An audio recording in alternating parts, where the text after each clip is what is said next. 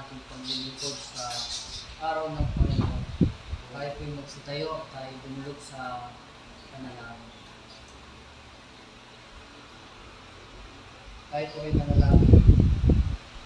Ama naming Diyos ng makapangyarihan at dakila sa lahat, puspos ng kabanalan, ang Ama na nasa langit, soberanong Diyos na nagpapangyari ng lahat ng bagay, tayo po sa magaling ng kapasyahan at minagaling ng inyong pong kaluluwa.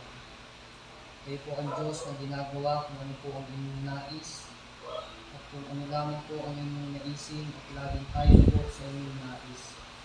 At wala pong makababalik sa inyong mga plano, sa inyong mga panukala, Panginoon Diyos, sapagkat kayo lamang po ang Diyos at makapangyarihan sa lahat. Kami po ay muli nagpapasalamat sa isa ng mga pagkakataon kami nakapagpatuloy sa paglilingkod. Salamat sa buong maghapon. Kami pong pinalugdan. Kami ay nakapag-aalay ng aming sarili bilang buhay na handog, Panginoon Diyos. Nawaan kami maging karapat-dapat at lubog-lubog sa inyong pong Panginoon, Panginoon Diyos. At kami ay nagpupuri at nagpapasalamat sa rin, Panginoon Diyos, sapagkat sa kasaganaan ng inyong biyaya at ang inyong kaawaan, palagi namin nararanasan ang aming Panginoon Diyos, lalo na po ang inyong pag-ibig sa amin, na kahit kami pag-ibig pabalik sa inyong Panginoon Diyos. Salamat sa buong maghapon na pag-iingat, sa natiwasay na pamumuhay, Panginoon Diyos. Ito po'y dahil sa inyong kaawaan sa aming Panginoon Diyos. At kami po'y humihingi ng katawaran sa mga kasalanan aming nagagawa, Panginoon Diyos. Ito na ang kasalanan ng gumagawa dahil sa ang kasalanan ay naninirahan sa mga minsan talaga po tumigiral ang aming mga laman kung Diyos patawad po sa kahinaan ng aming mga Panginoon Diyos.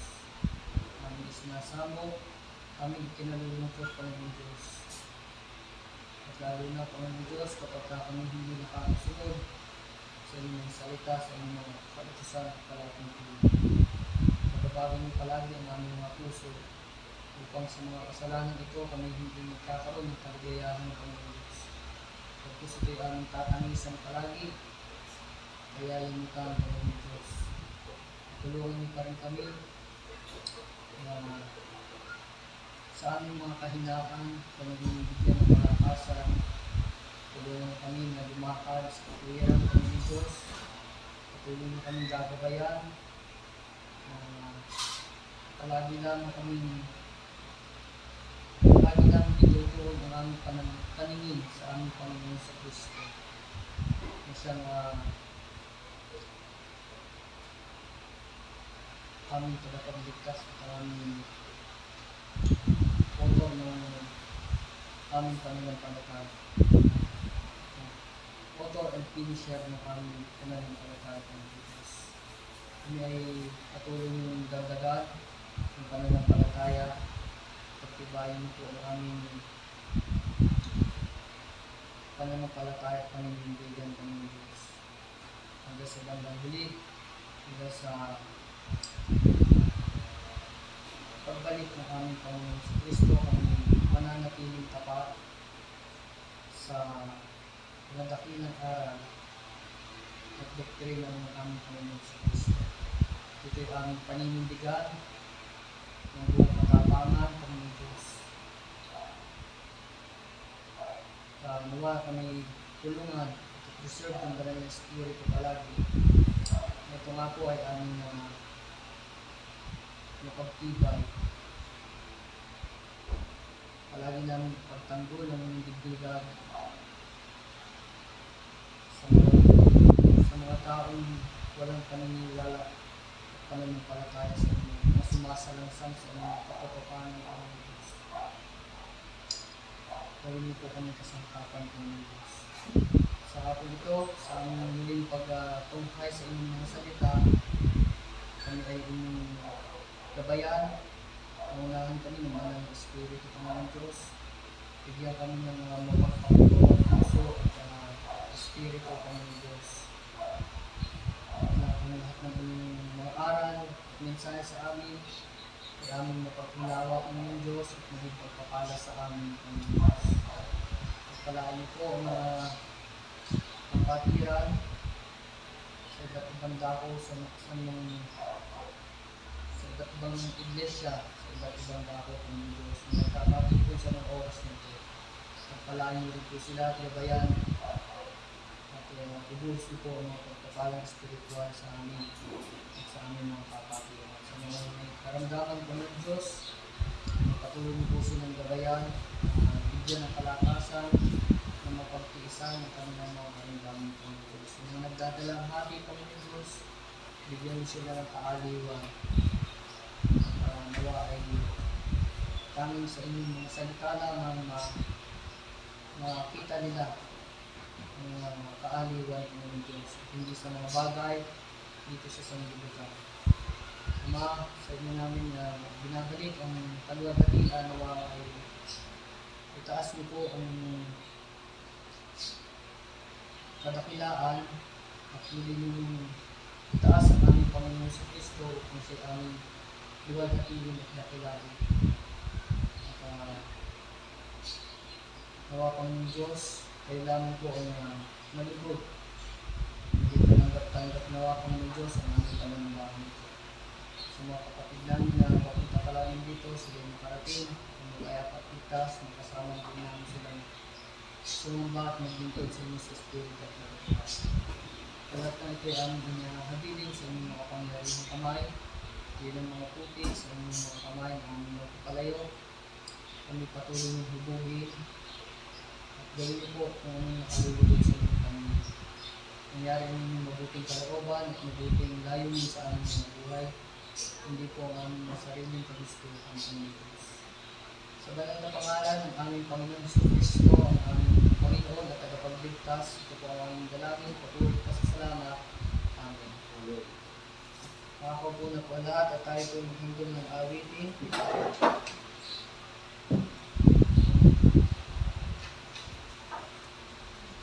Sa song number 270,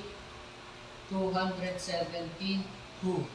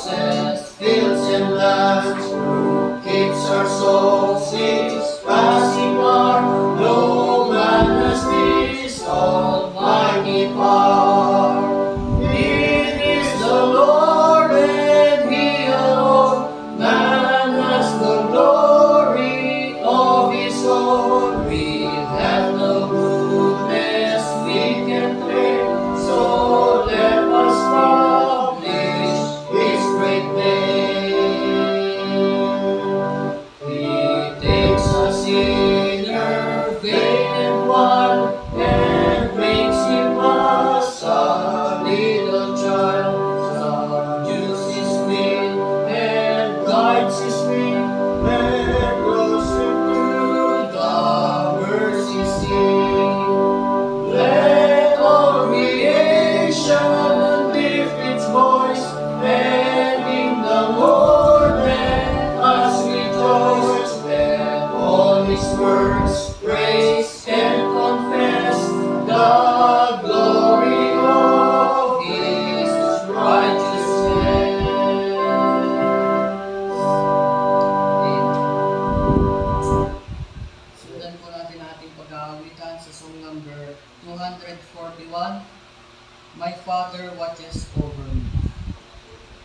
141.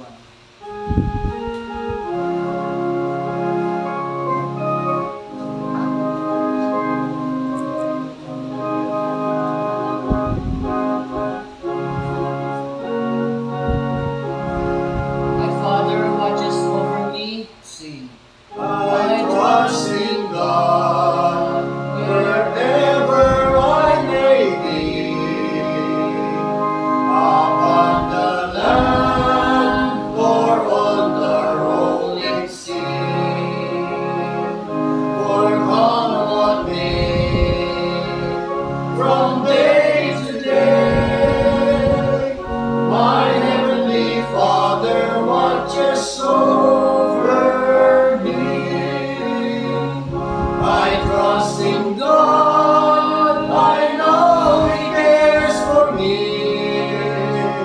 On mountain wind or on the stormy sea, though billows roll, He keeps my soul.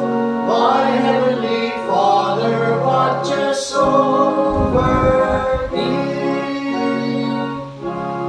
He makes the roads an object of His care. He guides the eagle through the pathless air, and surely He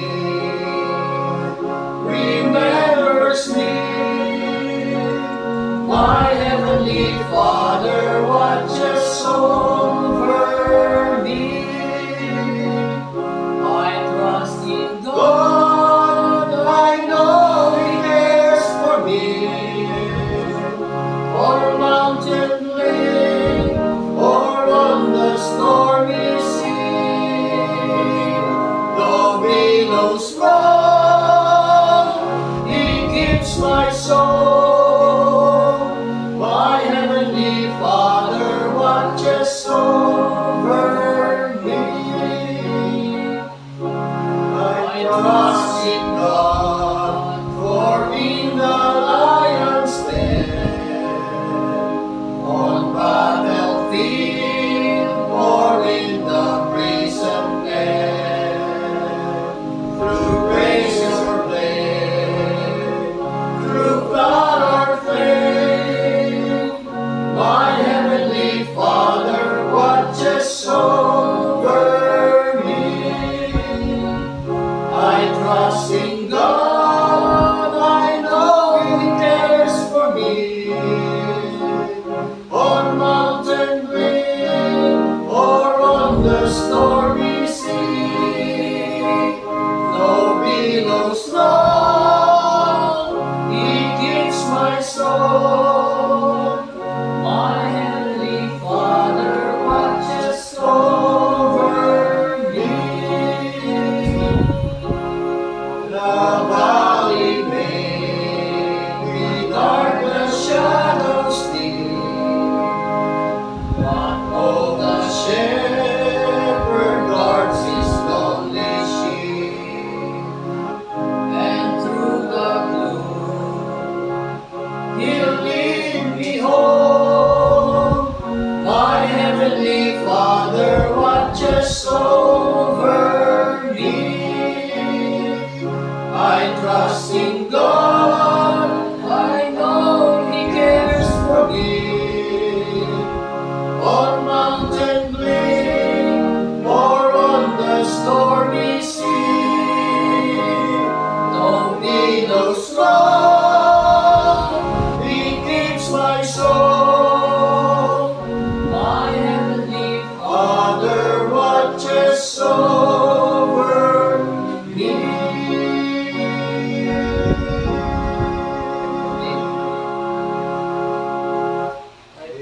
Tayo sa pagpapatuloy ng pagbasa ng banal na salita ng ating Panginoon Diyos.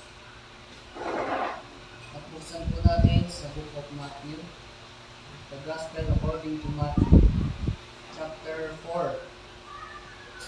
Matthew chapter 4, verse 1 to 25. Kung niyo pong nasumpungan, ito po sinasabi sa English King James Version. Matthew chapter 4, verse 1. Then was Jesus led up by the Spirit into the wilderness to be tested by the devil. And when he had fasted 40 days and 40 nights, he was afterward hungry. And when the tempter came to him, he said, If thou be the Son of God, command that these stones be made bread. But he answered and said, It is written, Man shall not live by bread alone, but by every word that proceedeth out of the mouth of God. Then the devil taketh him up into the holy city, and setteth him on the pinnacle of the temple, and said unto him, If thou be the Son of God, cast thyself down. For it is written, He shall give his angels charge concerning thee, and in their hands they shall bear thee up, lest at any time thou dash thy foot against a stone. Jesus said unto him, It is written again, Thou shalt not put the Lord thy God to the test. Again, the devil taketh him up into an exceedingly high mountain, and showeth him all the kingdoms of the world and the glory of them, and saith unto him, All these things will I give thee, if thou wilt fall down and worship me. Then saith Jesus unto him, Begone, Satan, for it is written, Thou shalt worship the Lord thy God, and him only shalt thou serve. Verse 11. Then the devil leaveth him, and behold, angels came and ministered unto him. Now, when Jesus had heard that John was cast into prison, he departed into Galilee. And leaving Nazareth, he came and dwelt in Capernaum, which is upon the sea coast, in the borders of Zebulun and Naphtali, that it might be fulfilled which was spoken by Isaiah the prophet, saying, The land of Zebulun and the land of Naphtali, by the way of the sea, beyond the Jordan, Galilee of the nations. The people who sat in darkness saw great light, and to them who sat in the region and shadow of death, light is sprung up. From that time Jesus began to preach, and to say, Repent, for the kingdom of heaven is at hand. And Jesus, walking by the sea of Galilee, saw two brethren, Simon called Peter, and Andrew his brother, casting a net into the sea, for they were fishers. And he saith unto them, Follow me, and I will make you fishers of men. And they straightway left their nets and followed him. Verse 21. And going on from there, he saw two other brethren, James the son of Zebedee, and John his brother, in a boat with Zebedee their father, mending their nets, and he called them. And they immediately left the boat and their father, and followed him. And Jesus went about all Galilee, teaching in their synagogues, and preaching the gospel of the kingdom, and healing all manners of sickness, and all manner of disease among the people. And his fame went throughout all Syria, and they brought unto him all sick people that were taken with diverse diseases and torments, and those who were possessed with demons, and those who were epileptics, and those who had the palsy, and he healed them. Verse 25, last verse. And there followed him great multitudes of people from Galilee, and from Decapolis, and from Jerusalem, and from Judea, and from beyond the Jordan. Pagpalain ang banal na salita ng Panginoon Diyos. Kahit yung mga kapuna.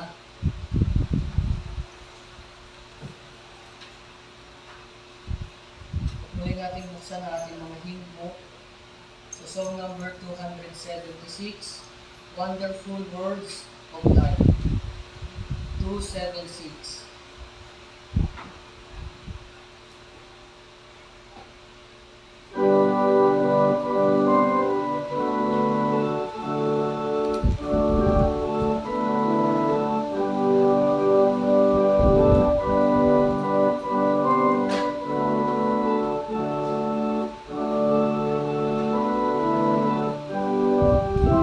Wonderful, wonderful words of life, sing.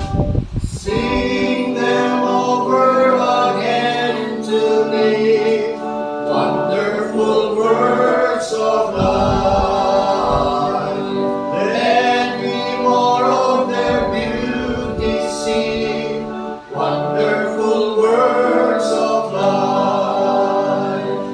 Words of life and beauty, teach me faith and duty.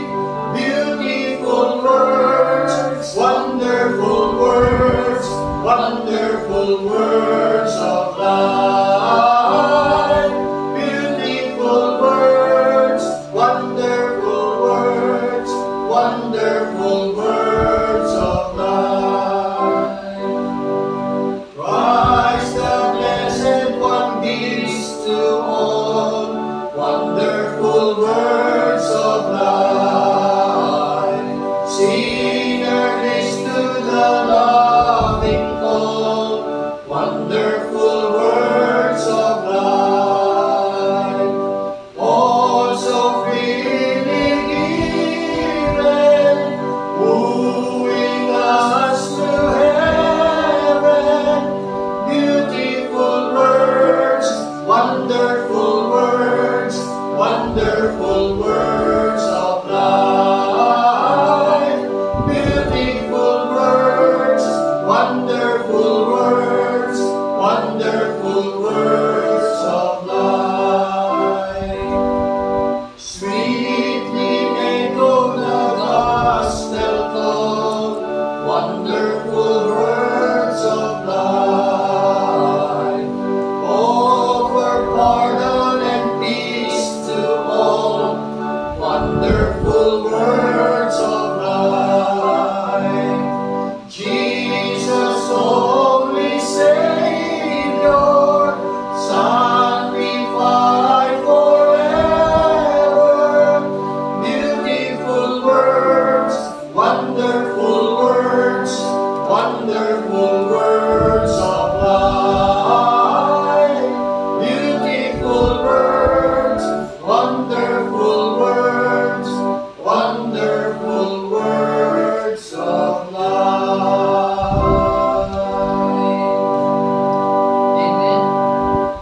Pagpalain ang mensahe ng mga awitin sa ating mga puso sa pangangaral at pakikinig ng banal na mga salita ng ating Panginoon Diyos. Tawagin natin ang ating mga ngaral. Si Elder Norman Villar.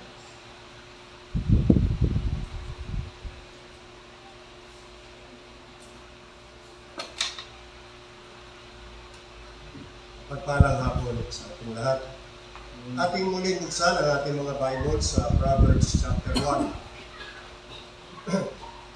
Proverbs chapter 1. Basahin natin ang talatang 8 at 9. King James Version, pagkatapos Tagalog. Proverbs chapter 1, verse 8. My son, hear the instruction of thy father, and forsake not the law of thy mother. For they shall be an ornament of grace unto thy head, and chains about thy neck. Tagalog. Anak ko, dinggin mo ang turo ng iyong ama, at huwag mong pabayaan ang kautusan ng iyong ina, sapagkat sila'y magiging tali ng biyaya sa iyong ulo at mga kwinta sa ligid ng iyong leeg. Pagpalain ng Panginoon Diyos ang pagbasa ng kanyang banal na salita. Tayo muli dumulig sa Diyos sa panalangin.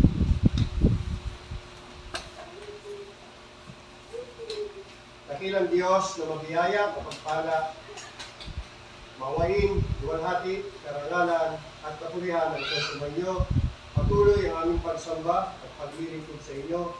Nawa pananabangit ay maging katanggap-tanggap sa inyo. Patawarin kami palagi sa aming mga kasalanan, linisin at hugasan niyo kami sa lahat ng karumihan na inyong nakikita sa amin. Palagi niyo pong magabagin ang aming mga puso. Muli, hiniling po namin na kami inyong turuan ng iyong mga salita.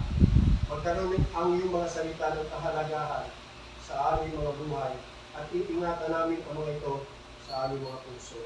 Patuloy kami turuan, Panginoong Diyos, at maintindihan namin ang iyong kalooban sa aming lahat. Lalong-lalo na sa mga pamilya.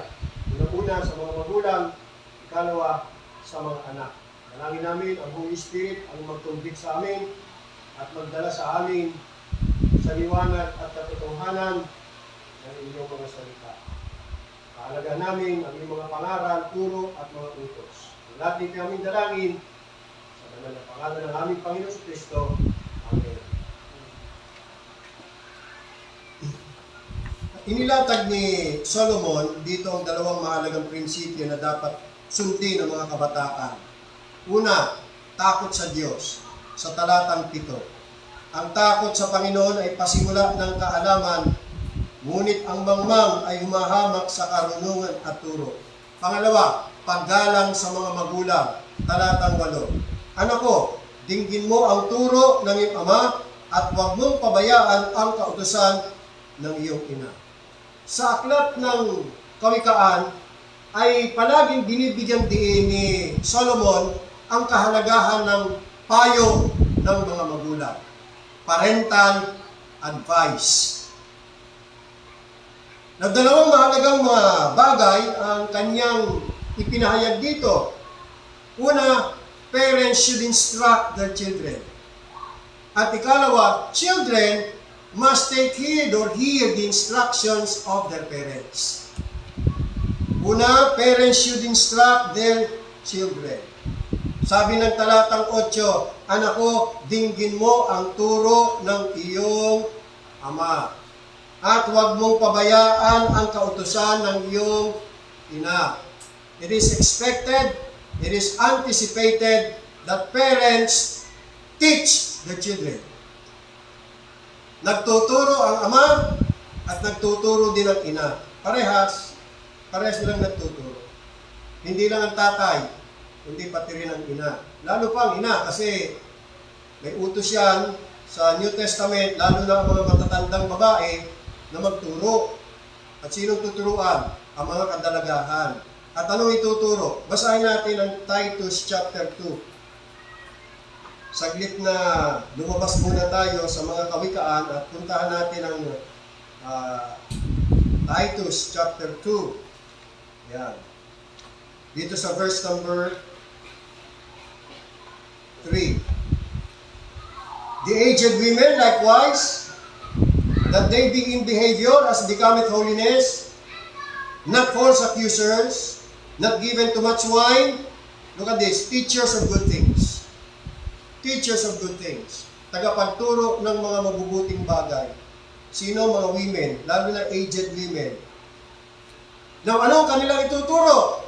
Ito, verse 4, that they may teach the young women to be sober-minded, to love their husbands, to love their children. Verse 5, to be discreet, chaste keepers at home. So, keepers at home. Number 1 yan, no?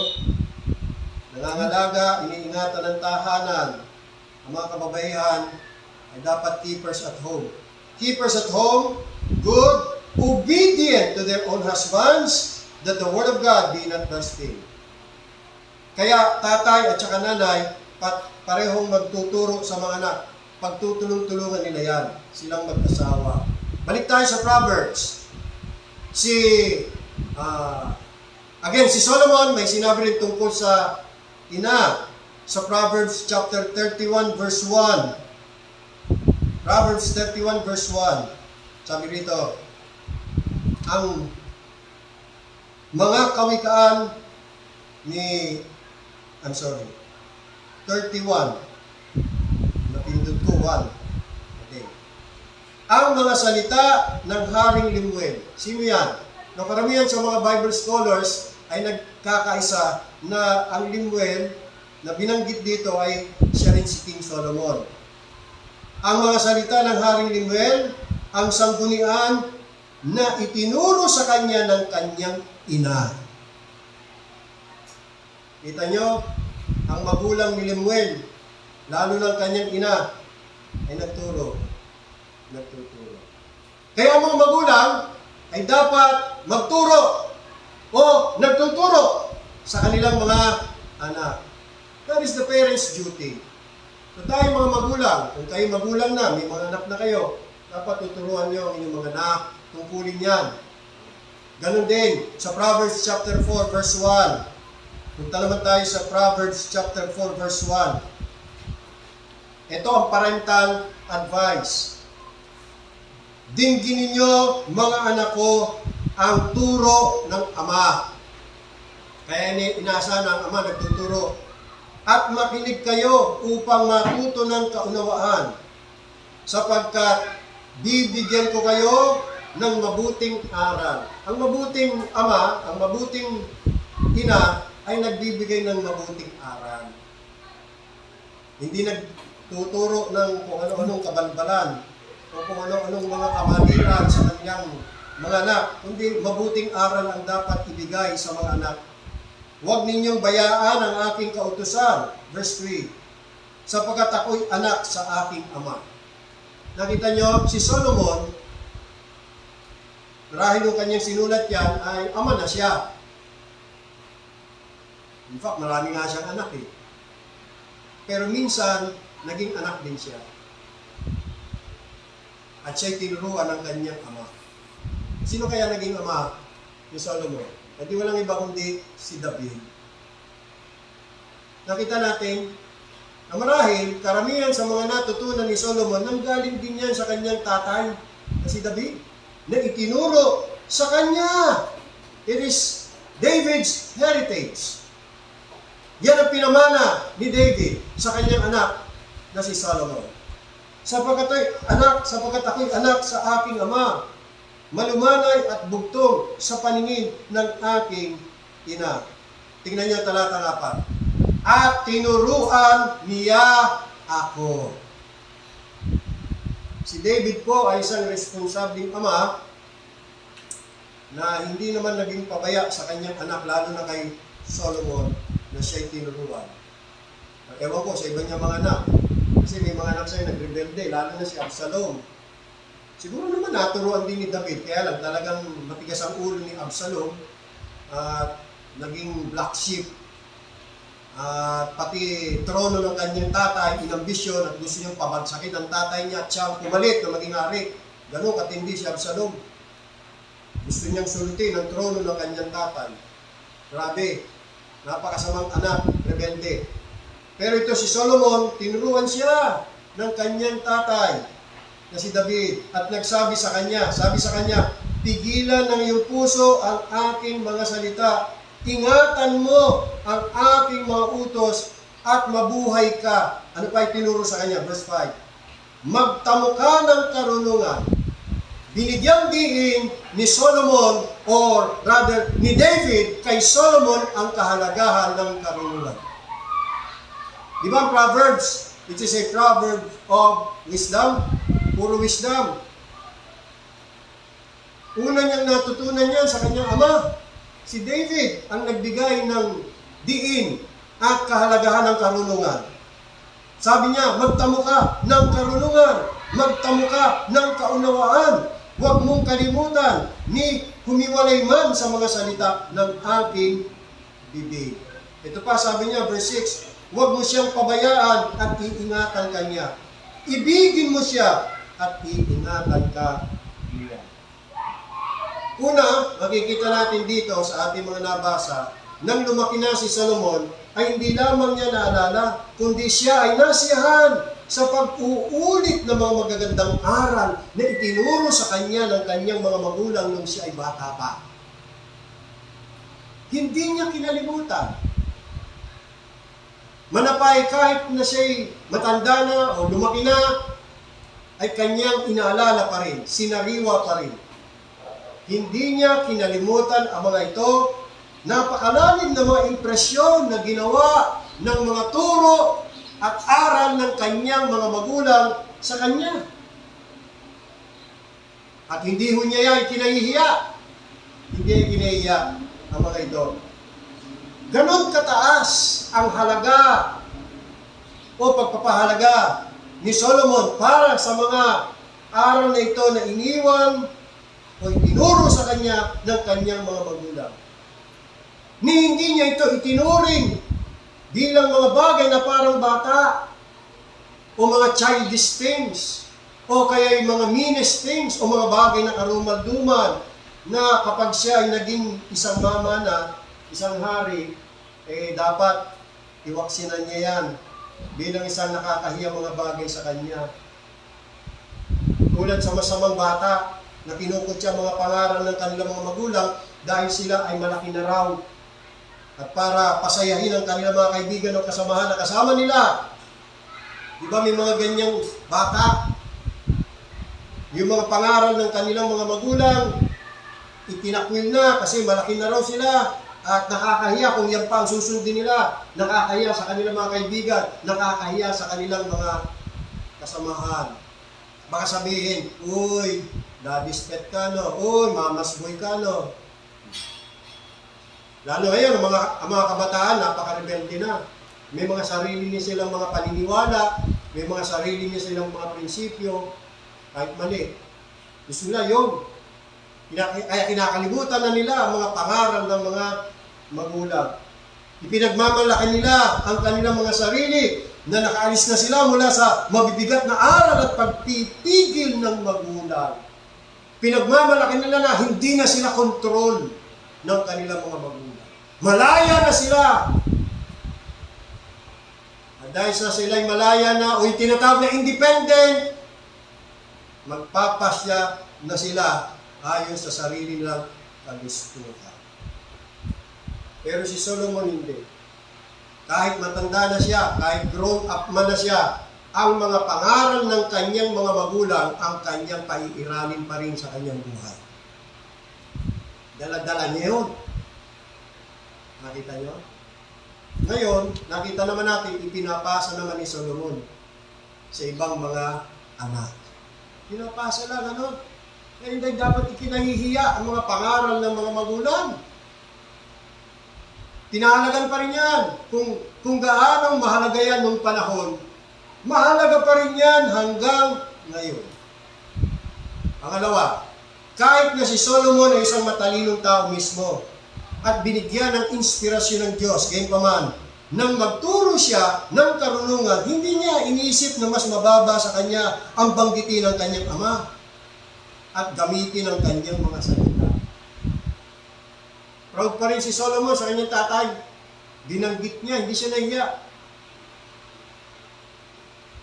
Kahit na sabihin daddy's boy o mama's boy. Nakita niyo? Binanggit pa rin niya ang kanyang ama. At ginamit niya ang mga salita ng kanyang ama. Yung gustong matuto ng mabuti o matutong mabuti at magtuturo ng mabuti sa reliyon ay hindi dapat makaapekto sa mga bagong tuklas na ideya at bagong likhang mga parirala para tumingin ng may paghamak sa kaalaman at wika ng mga nauna sa kanila. Kahit na may mga bagong tuklas ngayon, ay hindi dapat hamakin yung mga luma o yung nakaraan. Lalo na ang mga pangaral ng mga magulang, mga payo ng mga magulang.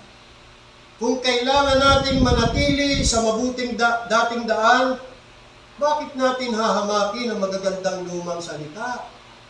At yan ang esensya ng Jeremia 6:16. Doon pa rin tayo sa old path. Basahin natin yon. Yung dating landas. Jeremiah chapter 6 verse 16. Ito pa rin ang ipinapalakad sa atin ng Diyos. Yung dating landas. The old path. Jeremiah 6:16. Sabi rito, ganito ang sabi ng Panginoon. Pakinggan ninyo, sino may sabi? Panginoon. At kung ang Panginoon nagsabi, dapat lang pakinggan. Ano sabi ng Panginoon? Magsitayo kayo sa mga daan at magsitingin kayo at ipagtanong ninyo ang mga dating landas. Gusto ng Panginoon balikan ang mga dating landas. Hindi siya nagpapanukala ng bagong landas. Hindi siya interesado sa mga bagong tuklas. Nais ng Panginoon, doon pa rin tayo sa dating landas. Sapagat yan ang tama, that is the best. Dating landas. Kung saan, tingnan nyo ha, bakit dating landas? Kung saan nandoon ang mabuting daan. Kung ang dating landas ay mabuting daan, bakit pa tayo maghahanap ng bagong daan? Di ba? Mamaya, hindi ka sigurado dyan, mapahama ka pa dyan. Dito ka na sa subok. Subok na ng panahon. Tested na yan. Sapagkat yan ay nasubok na ng ating mga magulang. Lalo na sa mga nauna sa atin. Lalo na dito sa banal na kasulatan. Kung ang banal na kasulatan ang ating pagbabatayan, tested na yan. Nang sino mang sumunod dyan, kahit kailan hindi magkakamali. At kahit kailan hindi magsisisi sa bandang huli. Kasi subok na yan, tested na yan. Ba't ka pa susubok ng bago? Kaya dating landas. Kasi nandoon ang mabuting daan. At anong sabi? At magsilakad kayo roon. Yun ang lalakaran. At kayo'y, pag nilakad natin yun, dinahak natin, at kayo'y makakasumpong ng kapahingahan sa inyong mga kaluluwa. You see? Yun ang guarantee. Makakasumpong ng kapahingahan. Aayos ang buhay. Giginawa ang buhay. Magkakaroon ng kapahingahan. Hindi na kaguluhan. Nakakatakot subukin ng mga bagong daan eh. Mga bagong tuklas. Hindi, magkakaloko-loko pa buhay mo dyan pag yan ang sinubok mo. Dito ka na sa dating old path. Hindi tayo interesado sa mga bago. Doon pa rin tayo sa dati, sa luma. Kasi tested yun. Ang salita ng Diyos, luma. Kaya nga tayo, old-fashioned. Diba, may kanta tayong old-fashioned. The old-fashioned way. The Word of God is old. But it will never grow old. It will not wear out. Yan pa rin ang mananatiling magandang katuruan at aral na kung ating susundin, gagawin, giginhawa tayo. Ang problema, ito, ano naging sagot ng mga taong pinagsasabihan ng Diyos? Ito, sagot. Ngunit kanilang sinabi, hindi kami magsisilakad doon. Ayaw. Ayaw nyo, iwag nyo, ayaw nyo. Sige. Lakaran nyo kung ano yung daan na gusto nyo lakaran. Bahala kayo. Sinasabi na sa atin ng Diyos kung ano yung magandang landas, kung ano yung mabuting daan, na yun ang dapat lakaran, ay matigas ang ulo natin. Nakita nyo? Si Solomon, doon pa rin siya sa dating landas na itinuro ng kanyang tatay na si David. Kaya bakit natin nahamakin ang magagandang lumang salita? At bakit natin gagawin at tatahakin yung mga bagong tuklas, yung mga na ideya at bagong likhang mga parirala? At pagkatapos ay hahamakin ang kaalaman at wika ng mga nauna na sa atin. Mali yun. Huwag ganon. Dito pa rin tayo sa luma. Ito ang tama. Nandyan ang magandang o mabuting daan.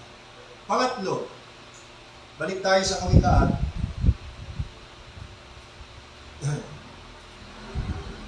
Si Solomon, na napaaral ng mabuti ng kanyang mga magulang, ay inisip ang kanyang sarili sa gayon. ay obligado na bigyan ng kanyang mga anak na magandang edukasyon. Dahil sa kanyang mga magulang na nagturo sa kanya, ngayon si Solomon ay isa na rin magulang, kaya obligado siya na bigyan ng kanyang mga anak ng magandang aral,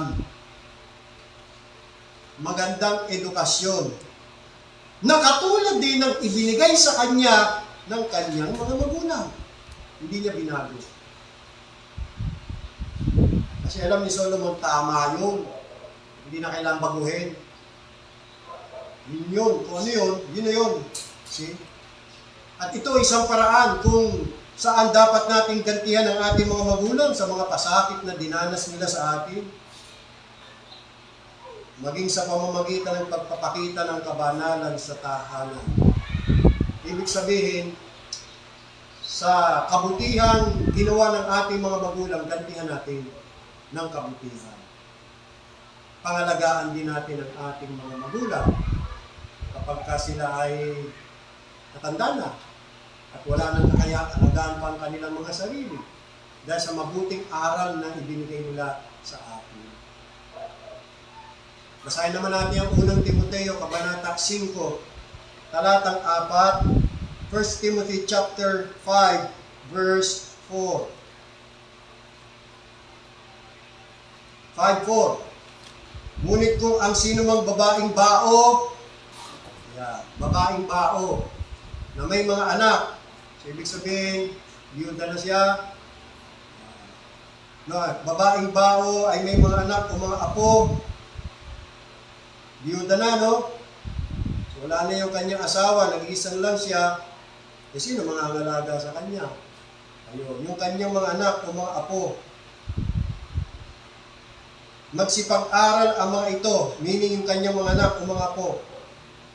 Magsipag-aral mga ito muna ng pamamahalang may kabanalan sa kanilang sariling sambahayan at magsiganti sa kanilang mga magulang. Kaya hindi yung masama mga anak. Balang araw silang tutulong sa kanilang mga magulang.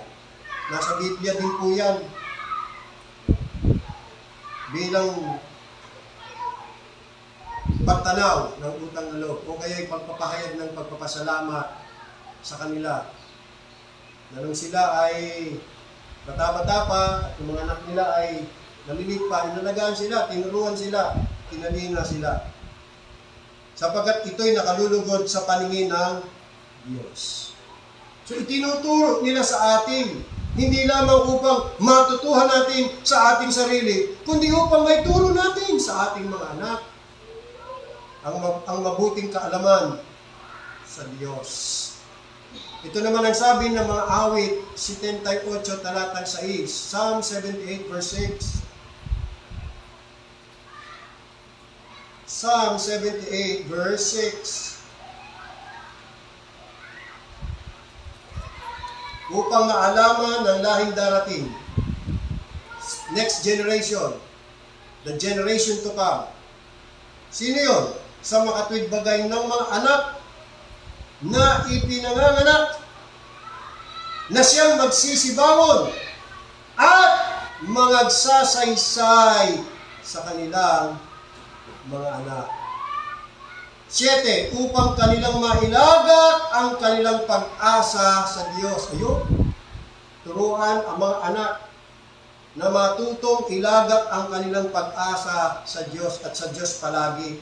At huwag kalimutan ang mga gawa ng Diyos, kundi ingatan ang kanyang mga utos. At huwag maging gaya ng kanilang mga magulang. May mga magulang kasi matigas ang ulo, hindi marunong sumunod sa Diyos. May matigas na ulo at mapanghimagsik na lahi, isang lahing di naglagay sa matuwid ng kanilang puso at ang kanilang diwa ay hindi tapat sa Diyos. Kaya mapalad talaga ang mga anak na mayroong mga magulang na makadiyos. Godly parents. Sapagkat yun ang ipagmamana, yun ay pamamana nila sa kanilang mga anak, godliness o yung takot sa Panginoon. Kaya yun ang una takot sa Panginoon. Ang takot sa Panginoon ay pasimula ng karunungan.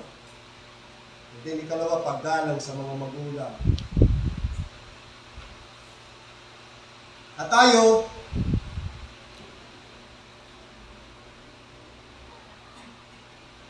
magiging huwad sa isang tiwala kung hindi natin gagawin yan. Sapagkat ang sagradong deposito ng doktrina o doctrine o turo at batas ng reliyon ay inilagak sa ating mga kamay na may utos na ihatid itong dalisay at buo sa mga susunod sa atin bilang mga magulang, sa mga susunod na henerasyon. Bagamat ito'y spiritual, pero nandyan pa rin yung diwa na sinasabi, nung sabihin ni Timoteo, o nung sabihin ni Pablo kay Timoteo, na ang lahat ng mga natutunan niya sa kanya, o yung mga natutunan ni Timoteo kay Pablo, ituro din, ipasa din. Basahin natin, 2 Timoteo, Kabanata 2. 2 Timothy chapter 2, verse 2. 2 Timothy chapter 2, verse 2. Si Pablo kasi tumatayong parang tatay ni Timoteo. Itinuring ni Pablo, si Apostol Pablo, si Timoteo na kanyang anak sa pananampalataya. Sa spiritual na larangan. Kasi si Pablo ang nagturo kay Timoteo. Bagamat si Timoteo, bata pa, lumaki na siya sa turo ng kanyang nanay at lola. Kasi ang lola at nanay ni Timoteo, mga Kristiyano, mga nagbabasayan ng salita ng Panginoon. At itinuro yan. Bata pa si Timoteo, itinuro na yan sa kanya. At yan ang naging dahilan kung bakit si Timoteo ay nakakilala sa Diyos at kay Kristo Jesus. Pero yung paglago ni Timoteo sa spiritual na buhay, si Pablo ang tumustos nun. Kaya sabi ni Pablo, verse 2, at ang mga bagay na iyong narinig sa akin, sa gitna ng maraming saksi, o mga bagay na naituro ko sa iyo, mga bagay na natutunan mo sa akin, ay siya mo rin ipagkatiwala sa mga taong tapat. Ipasa din niyo sa madaling salita, madaling sabi. Na makapagtuturo naman sa mga iba. Kita niyo, pinapasa-pasa lang.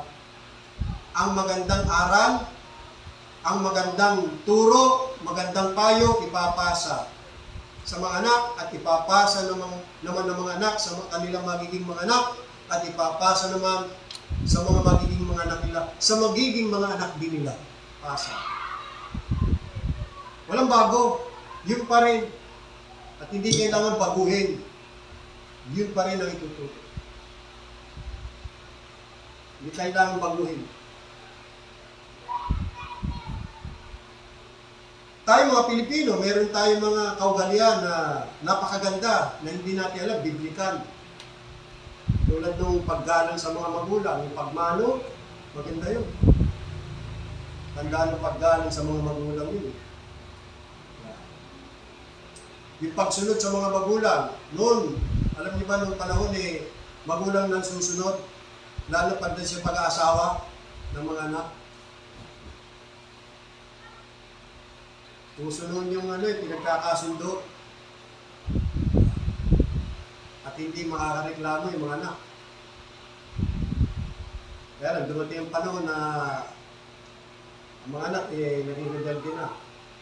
Mga anak noon, bago mag-alas 6, nasa bahay na. Hindi dapat sila maunahan ng manok. Yung mga manok pag alas 6, nasa puno na ngayon, mga kabataan, alauna na, alas 2 na ng madaling araw, nasa labas pa noong panahon, di pwede yan. Lagot ang mga anak, pag ginagabi. Ginagabi sa daan, ginagabi sa labas. May batas ng mga magulang, sinusunod, ginagalang yun. Yung panahon. Ngayon, wala na, binago na. Kita nyo, sayang. Hindi dapat binabago Binabago para sa kasamaan. Hindi yung binabago para sa ikabubuti pa Buti sana kung binabago para sa ikabubuti, hindi sa ikasakama ikapapahamak. Kaya tayo talaga, dito tayo salita ng Diyos, di natin ito babaguhin. Subok na yan Tested na, hindi na kailangan baguhin yan. Nakita natin mga kapatid. Kaya ang mga magulang dapat nagtuturo. Magtuturo tayo bilang mga magulang. Turuan natin ating mga anak. No? At ano ang ituturo natin? Dalawang tanong, ano ang ituturo sa kanila? Balikan natin ang Kawikaan, Kabanata 4.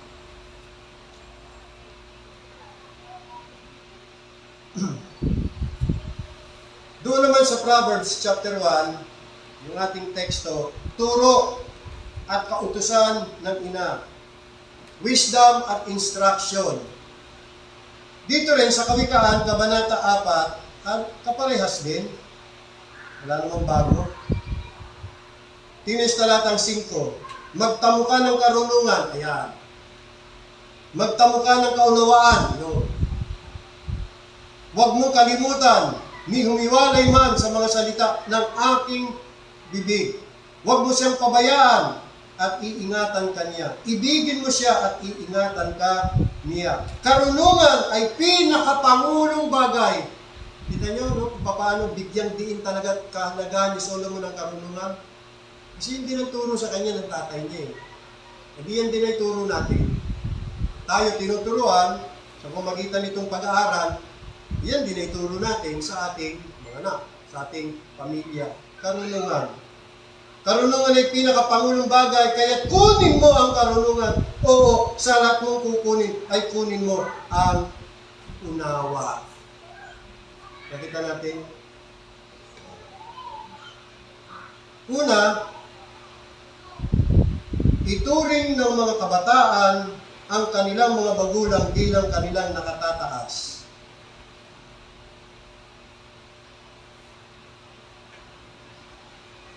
My son, hear the instruction of thy father and forsake not the law of thy mother.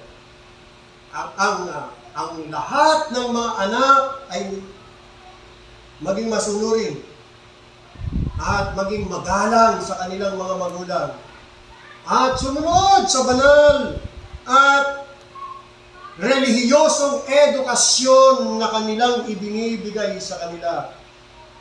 Alinsunod yan sa ikalimang utos o batas ng Diyos. Ano ba yung ikalimang batas o utos ng Diyos? Igalang mo ang iyong ama at ina. Exodo, Kabanata 20, talatang 12. Honor thy father and your mother. Pangalawa, inatasan niya mga bata na tanggapin at panatilihin ang mabubuting aral at kautusan na ibinibigay sa kanila ng kanilang mga magulang. Yan ang binibigyang diin palagi ni Solomon.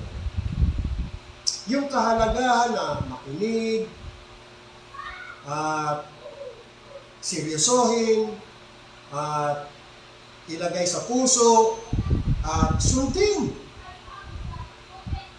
ang mga pangaral ng mga magulang. Alam kasi ni Solomon kung gaano kahalaga yan. Marahil, isang dahilan din mga kapatid kung bakit minsan sa buhay ni Solomon naligaw siya ng landas eh. Lugi siya ng landas kasi nga napabayaan niya ang mga pangaral ng kanyang ama. Na humaling si Solomon sa napakaramit iba't ibang mga babae. Halos dinyos niya na yung mga asawa niya at ang mga babae. Nagkaasawa siya ng 700. At meron pa siyang mga kulasisi na 300. Kaya 1,000 mga babae ni Solomon. Solomon nahumaling. Minsan sa buhay ni Solomon, naging hangal din siya. Pinakamatalinong tao ay naging hangal din. Kaya siguro, nasasabi ito ni Solomon, nakakalimutan niya minsan sa buhay niya ang pangaral ng kanyang tatay. Kaya ngayon, binalikan niya. Para naman doon sa mga susunod sa kanya, sa susunod na henerasyon, para hindi nila maranasan yung naranasan niya na napakapait, napakasama. Bitter. Ikalawa, kahit na si Solomon ay isang matalinong tao,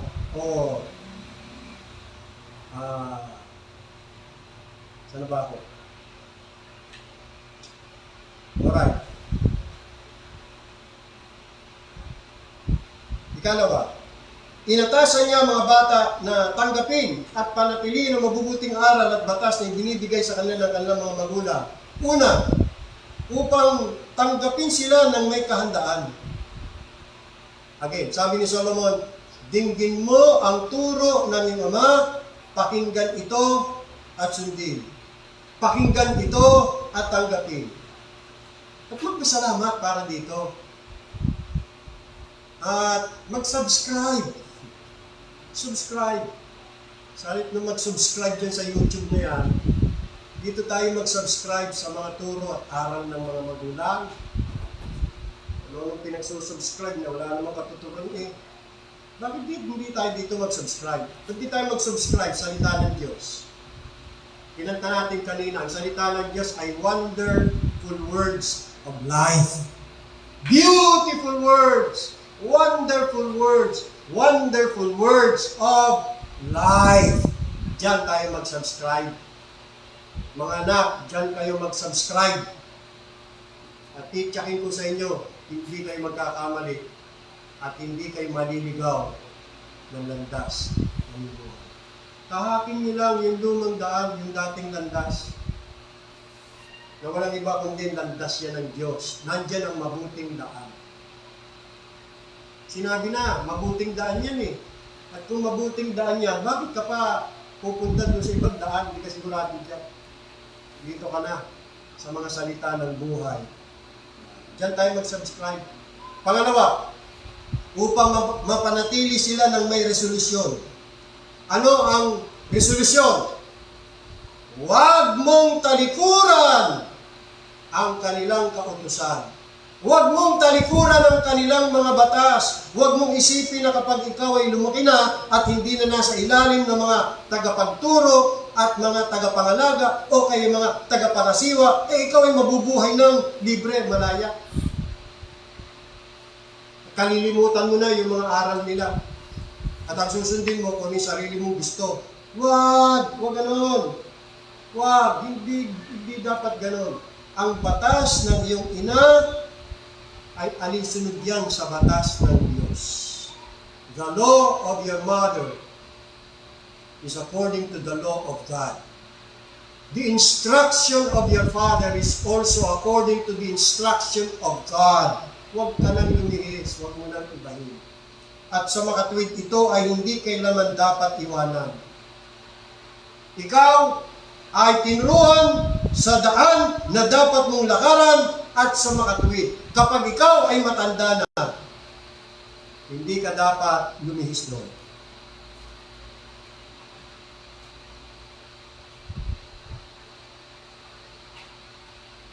Meron din sinabi si Solomon tungkol sa mga pagsasanay o pagtuturo ng mga magulang sa mga anak.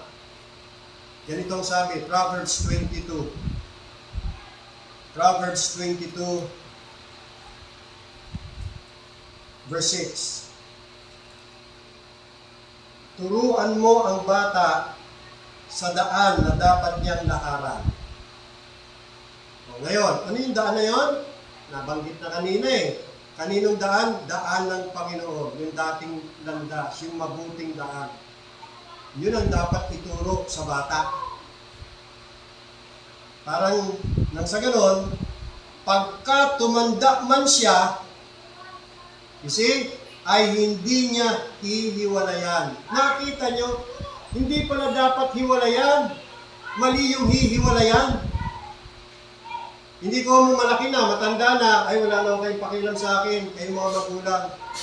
Hayaan nyo na lang ako, gagawin ko kung anong gusto kong gawin. Ako naman ay nasa edad ko na, kaya huwag nyo na akong turuan. Naku, delikado yung gano'n. Sabi naman ko, teka anak, ano ba tinuro namin sa'yo? Oh. Ayan o, yung daan na dapat mong lakaran. Manatili ka dyan. Huwag mo hiwalayan niya. So dapat ganon. Paglaki ng mga bata, mananatili sila. Hindi sila hihiwalay dyan. Kaya nga dapat bata pa lang, tinuturuan niya. Hindi lang na-realize ko. Kami, hindi namang magulang, may mga kapintasan din pagkukulang. Ngayon ko lang na-realize na ang bata pala pagka gusto mo may disiplina, bata pa lang, turuan mo na ng disiplina eh. Pagdating sa pagkain, dapat may disiplina. Pagdating sa hygiene, kung gusto mo ang anak mo hanggang paglaki nagsisipilyo, bata pa lang, sanayin mo na magsipilyo. Kung gusto mo yung anak mo na maagang matulog, pero bata pa lang, matulog na ng maaga para makagising ng maaga. Kasi, kung ano yung nakalakihan niya, yun na yun. O kung ano yung natutunan niya nung siya bata pa, dala niya na yun. Kung gusto pala natin mga anak natin, naguhugas ng pinggan, tumutulong sa magulang, sa paglalaba, dapat maliliit pa lang, turuan na. Huwag mo sabihin, bata pa yan, maliit pa yan, di pa niya alam. Hindi! Mali! Yun ang, that's the point eh, habang maliit pa. Yung hindi pa magre-reklamo. At kung magreklamo man, madali pang sawayin kasi bata pa eh. Hindi katulad ng pag lumaki na yan, at magre-reklamo na yan, wala na, lalaban na yan. Katigas ka eh. Katulad din yan ng puno o halaman. Ang halaman, habang bata pa, pwede mong dalhin sa direksyon yan eh. Di ba? Kung gusto mo bonsai niya, mabobonsai mo yun. Pero pag kaya na yung lumaki na at naging puno na at matigas na, wala na. Hindi mo na mabobonsai yan. Matigas na yan.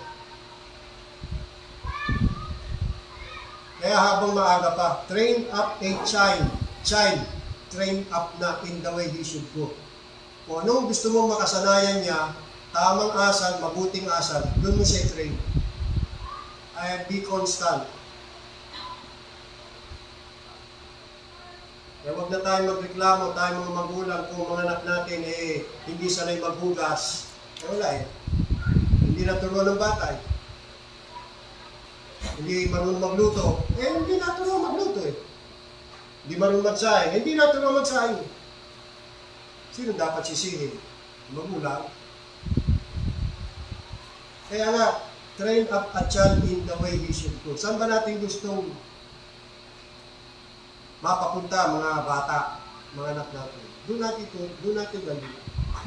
Kung gusto natin mga anak natin, paglaki, magbabasa ng Bible. Maliit pa lang, turuan mo na magbasa ng Bible. Kung gusto natin mga anak natin, nagdadasal, nananalangin sa Diyos. Maliit pa lang, turuan mo na. Para paglaki niyan, lagi yan nananalangin sa Diyos. Ito, tanong ano ba ang gusto mong matutunan ng iyong anak paglaki? Yan ang tanong. Anong gusto mong matutunan niya? Paglaki niya. Kung gusto mong matutunan niya, ituro mo. Habang maliit pa. Habang may pag-asa pa. Habang nare-rendahan pa. Kasi pag lumaki yan, pag tumanda yan, wala na. Pag hindi naturuan. Kasi parental negligence is a serious crime against our children. Parental negligence is a crime.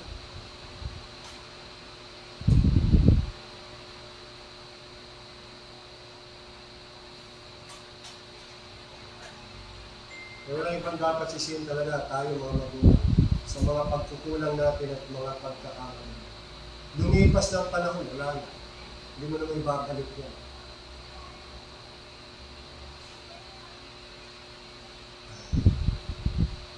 Salamat na lang sa Diyos may biyaya.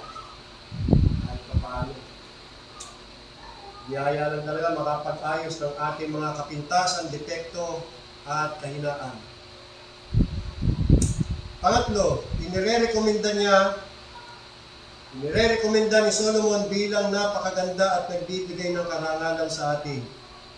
Look at in verse 9 of chapter 1 of Proverbs. ang mga tagubilin at batas o kautusan ng iyong mga magulang na maingat na sinusunod at isinasabuhay, ang sabi ni Solomon, ay magiging palamuti ng biyaya sa iyong ulo. Palamuti ng biyaya sa iyong ulo.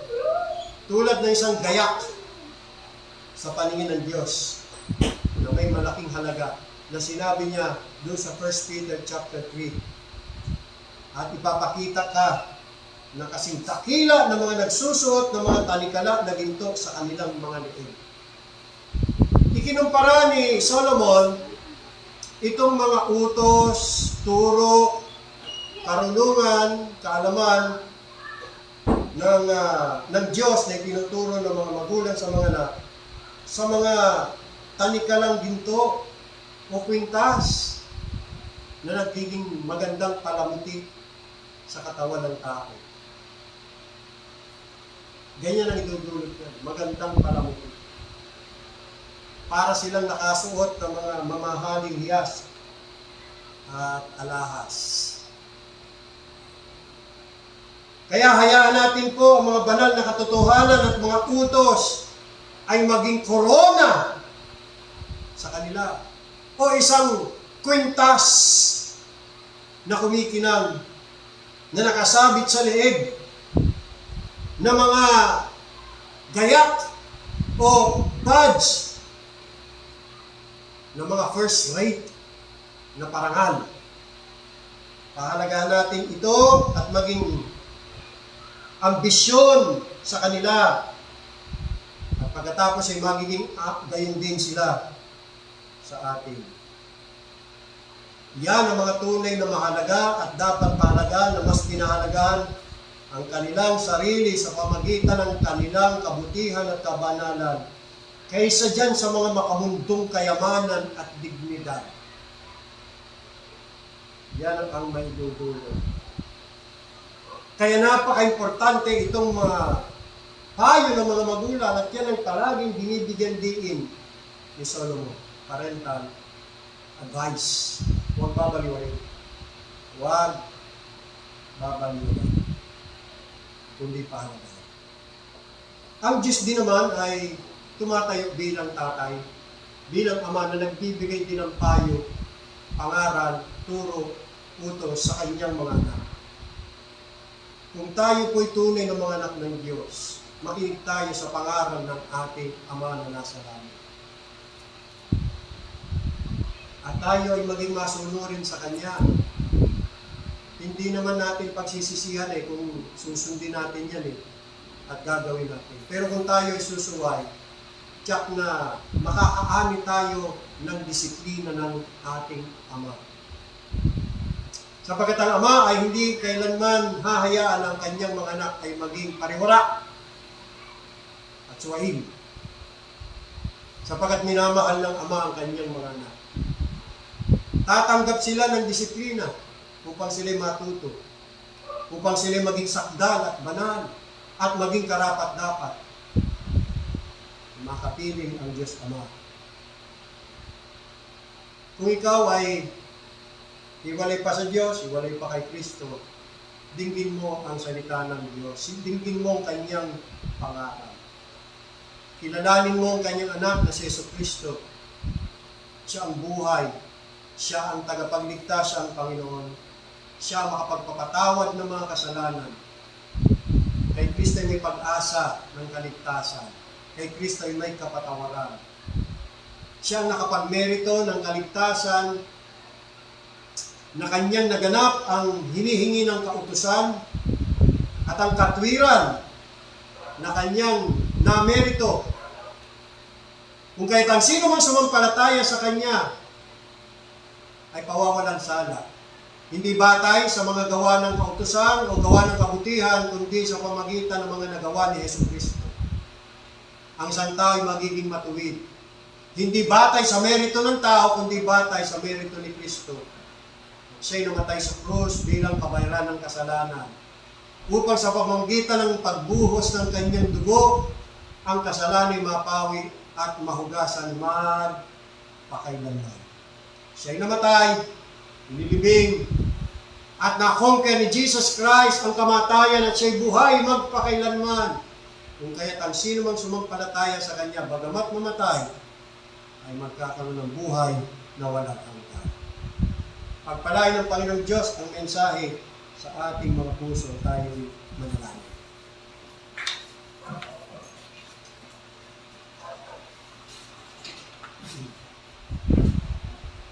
Dakilang Diyos na banal at makapangyarihan sa lahat, salamat sa iyong mga salita na pinayag sa amin ang kahalagahan ng pagtuturo ng mga magulang at ang kahalagahan ng mga anak na makinig sa mga pagtuturo ng kanilang mga magulang.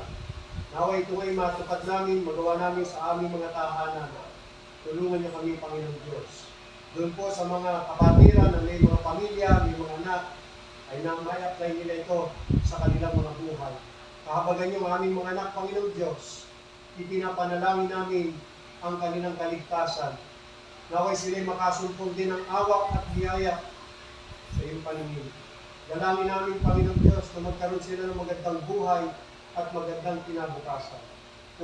Kung kanilang pahalagahan lamang ang inyong mga utos, pangaral, turo, at karunungan, kung sila lamang magkakaroon ng kaalaman, magiging maganda ang kanilang buhay. Pero kung kanilang patuloy na tatanggihan, babaliwalain, hindi pakikinggan, magiging magulo, masama, masaklap ang kanilang buhay. Kaya naman ang aming sila pinapanalangin, Panginoong Diyos, tulungan niyo sila, mabuksan sila, at ang landas niyo, Panginoong Diyos, tungo sa katwiran, katotohanan, at tama ang kanilang tatahakin, makapagkiyo sa kanila, Panginoon.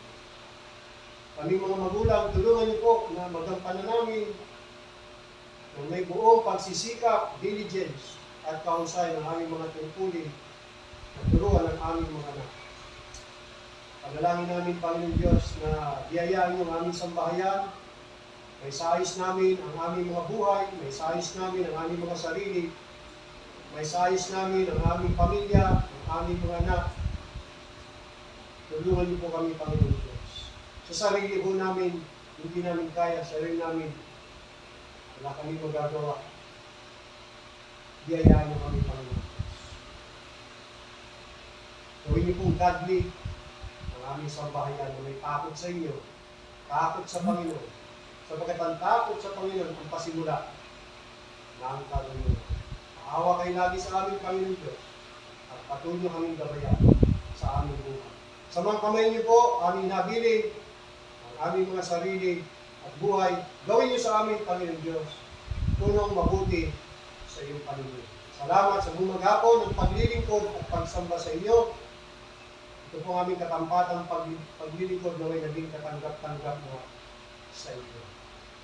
Sa banal na pangalan ng aming Panginoon tagapagligtas na si Jesucristo, ito po ang aming dalangin, papuri at pasasalamat. Amen. Awitin natin ang doxology. Praise God from whom all blessings flow. Praise Him, all creatures here below. Praise Him above the heavenly host. Praise Father, Son, and Holy Ghost. Amen. Amen. Amen. Magandang gabi sa ating lahat. Tapos na ang ating banal na pagtitipon. Ingatan tayo palagi ng ating Panginoon. Pagpalain tayo. Hanggang sa susunod.